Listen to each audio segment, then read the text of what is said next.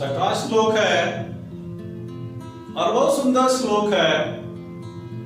श्री कृष्ण अर्जुन को समझाते हुए कह रहे हैं कि वासांस दृढ़ानि यथा विहाय नवानि गृह्णाति नरो पराणि तथा शरीराणि विहाय दृढ़ा नन्यानि शयाति नवानि दे। श्री कृष्ण मोहग्रस्त अर्जुन को समझाते हुए कह रहे हैं कि हे अर्जुन, वासांस दृढ़ानि यथा विहाय नवानि गृह्णाति नरो पराणि,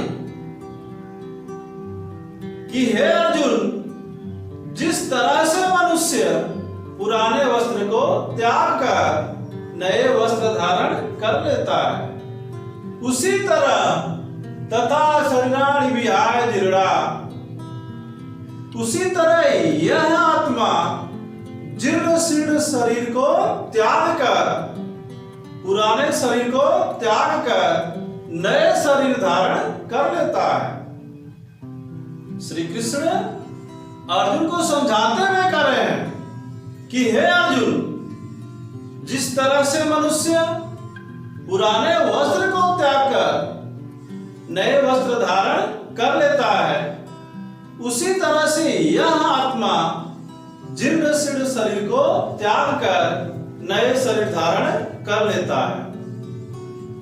7वां श्लोक देखेंगे कि नैनम चिंतन्ति सहस्राणि नैनम दहति पावकः न चैनं क्लेदयन् तपो न शोष्यति मारुत।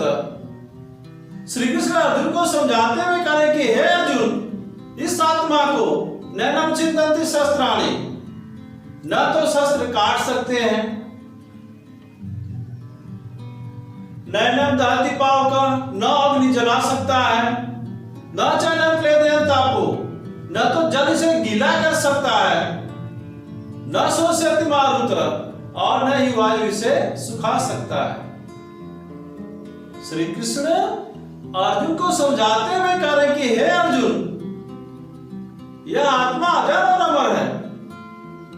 इस आत्मा को न तो शस्त्र काट सकते हैं, न अग्नि जला सकता है, न जल गीला कर सकता है, और न वायु से सुखा सकता है। 8वां श्लोक देखेंगे कि जात से ही ध्रुवो जन्म मृत्यु ध्रुवं च, जात से ही ध्रुवो मृत्यु ध्रुवं जन्म मृतश्च तस्मात् अपरिहार्थे न तम सोचतु महाराज। श्री कृष्ण अर्जुन से कह रहे कि हे अर्जुन, जात से ही ध्रुवो जन्म, कि जिसका जन्म निश्चित है उसकी मृत्यु निश्चित है, और जिसकी मृत्यु निश्चित है उसका जन्म निश्चित है। यह अटल सत्य है कि जिसका जन्म निश्चित है उसकी मृत्यु निश्चित है, और जिसकी मृत्यु निश्चित है उसका जन्म निश्चित है। तो तस्मात् अपरिहार्थे, तो इस अपरिहार्य स्थिति में, अपरिहार्य का आशय जिसे टाला न जा सके, तो इस अपरिहार्य स्थिति में तुम्हें शोक करने की आवश्यकता नहीं है। 9वां श्लोक देखेंगे, यादृच्छया च उत्पन्नं स्वर्गं द्वारम् आवृत्तं सुखिना क्षत्रिया पार्थ लभते युद्धं वृषभ। श्री कृष्ण ने अर्जुन से कहा कि हे अर्जुन, अपने आप उत्पन्न, यादृच्छया च उत्पन्नम, अपने आप उत्पन्न, स्वर्ग द्वारम आवृत्तम युद्धम दृश्यम, कि युद्ध जैसे खुले हुए स्वर्ग रूपी द्वार को सुखिना क्षत्रिया लभन्ते पार्थ, के हे पार्थ, हे अर्जुन, भाग्यशाली लोग ही प्राप्त करते हैं। श्री कृष्ण ने अर्जुन से कहा कि अपने आप उत्पन्न युद्ध जैसे खुले हुए स्वर्ग रूपी द्वार को भाग्यशाली क्षत्रिय ही प्राप्त करते हैं। और लास्ट है 10वां श्लोक, श्री कृष्ण ने अर्जुन से कहा तो वहां प्राप्त स्वर्ग हित्वा भोग से मही, कि हे अर्जुन, इस युद्ध में तुम मारे गए तो स्वर्ग प्राप्त होगा, जित्वा वा, यदि विजयी हुए तो भोग से महे, तो इस पृथ्वी का भोग करोगे। तस्माद् उत्तिष्ठ कौन्तेय, इसलिए हे कुंती पुत्र अर्जुन उठो और युद्ध करने का निश्चय करो। श्री कृष्ण ने अर्जुन से कहा कि यदि इस युद्ध में तुम मारे गए तो स्वर्ग प्राप्त होगा, यदि विजयी हुए तो इस पृथ्वी का भोग करोगे। इसलिए हे अर्जुन उठो और युद्ध करने का निश्चय करो। एक बार फिर देखेंगे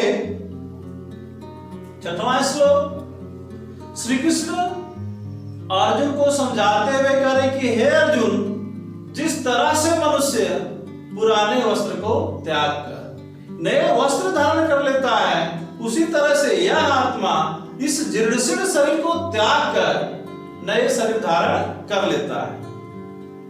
7वां श्लोक है, और इस आत्मा को, क्योंकि आत्मा अजर और अमर है, अविनाशी है, तो इस आत्मा को न तो शस्त्र काट सकते हैं, न अग्नि जला सकता है, न जल गीला कर सकता है, और न ही वायु सुखा सकता है।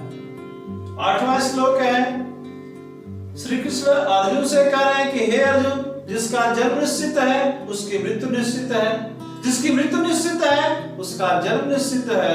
इसलिए इस अपरिहार्य स्थिति में तुम्हें शोक करने की आवश्यकता नहीं है। 9वां श्लोक है कि अपने आप उत्पन्न युद्ध जैसे खुले हुए स्वर्ग रूपी द्वार को भाग्यशाली क्षत्रिय ही प्राप्त करते हैं। और लास्ट सवाल है, श्री कृष्ण अर्जुन को समझाते हुए कह रहे कि हे अर्जुन, यदि इस युद्ध में तुम मारे गए तो स्वर्ग प्राप्त होगा, यदि विजयी हुए तो इस पृथ्वी का भोग करोगे।